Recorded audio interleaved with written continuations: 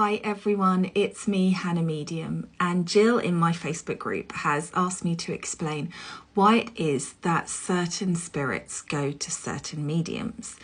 And I think it is slightly different than that because I believe that the spirit world is omnipresent, so they're always there, all of them, regardless. So I think it's more to do with the medium's openness to who they are communicating with, and also compatibility. So I find that because I'm quite a loudmouth and quite chatty, I find it easier to work with the spirits that are loud and chatty too. We like to have a good old chin wag together, whereas spirits that are shyer and quieter, I find harder to perceive and communicate with. Doesn't mean it's impossible, just that I find it harder.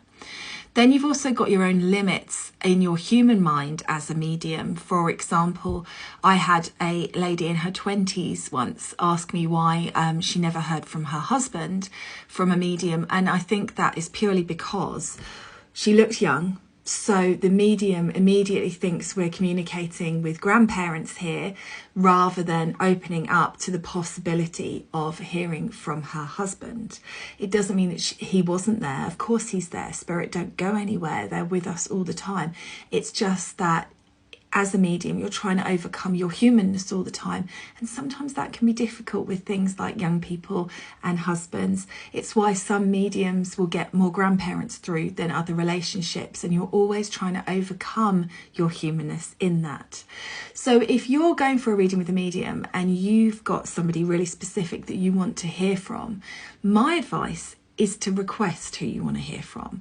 Now, I know that people would love to say, test your medium. If they're a good medium, they'll get through who you want to hear from. But in my experience, you've got your loved ones all around you from this generation. You've got your loved ones who have watched you grow up from previous generations.